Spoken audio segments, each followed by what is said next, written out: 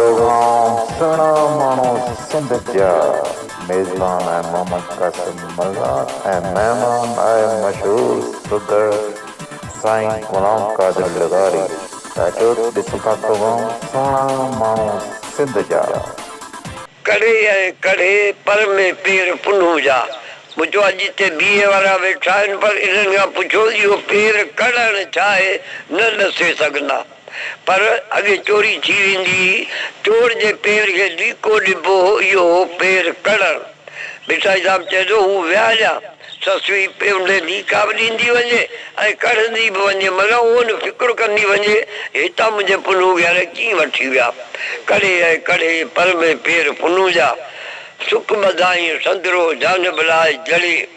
रकन सिर लतीफ़ चए मुंद झेड़े ऐं जड़े पर पणी था न परे जे उमिरि सभु ईअं करे पोइ बि हुननि जे पेरनि जी दर जहिड़ी कान्हे पोइ ससुई चयो बिठाई साहिबु कुझु मूं ते नरमी करां कहिड़ो कमु करियां ज़ाइफ़ा आहियां प्यादी आहियां कंहिं कीअं कढियां पेर कीअं कढा के धणियल आहे ॾऊं ॾेई ॾेर विया ॿारो चा निकिरी जबल लाॾो ॾेई विया हू केॾां वञा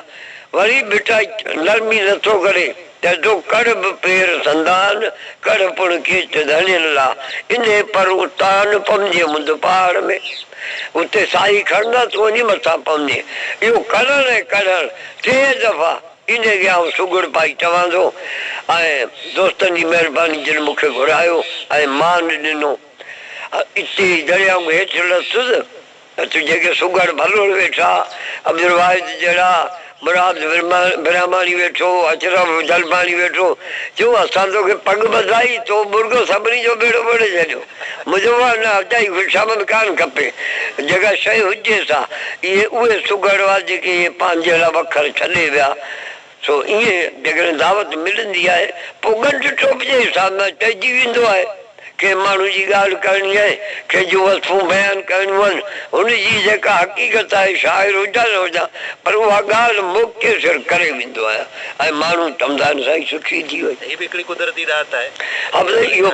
हा इहो सही पंहिंजे ठाठ वारी ॻाल्हि कान्हे जेका बि ॻाल्हि कंदा आहियूं ओॾी महिल मौक़े ते जेका ठही ईंदी आहे पोइ इहा कुदरत वारी जी महिरबानी आहे इहो इनाम आहे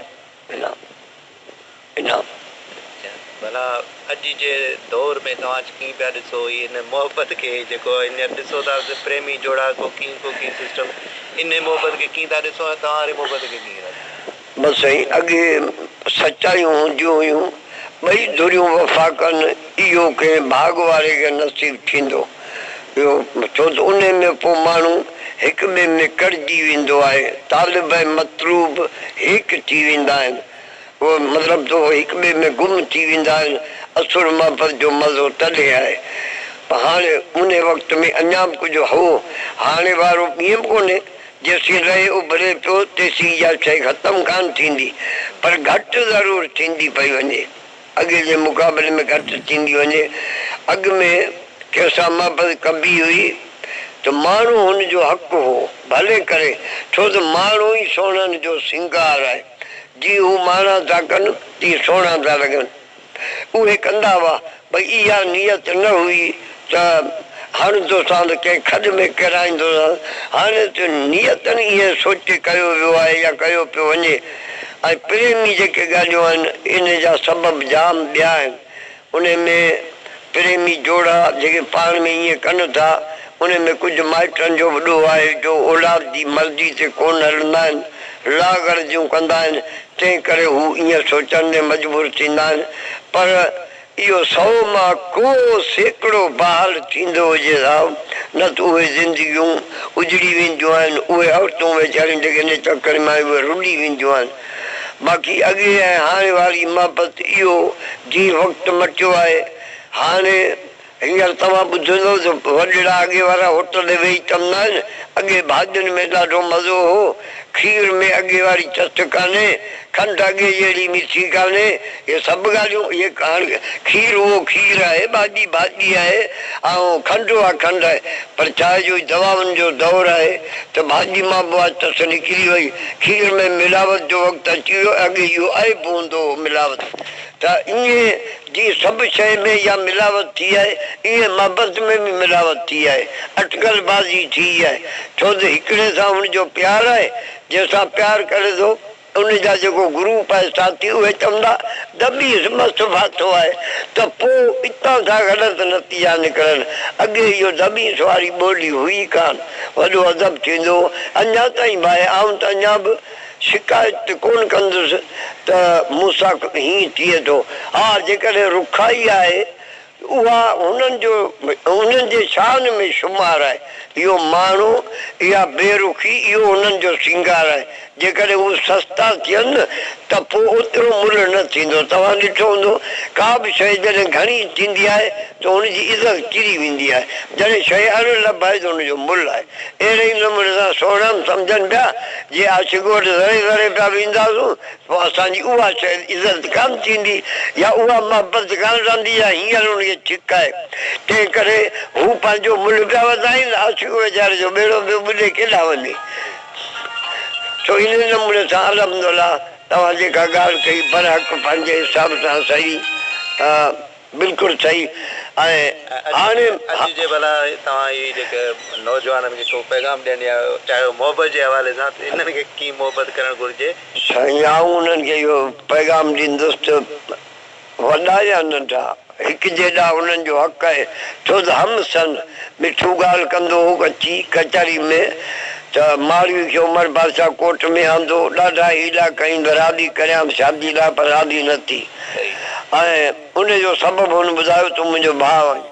पर उहो भाउ साबित थी करे उहो देरि सां साबित बि थियो। पर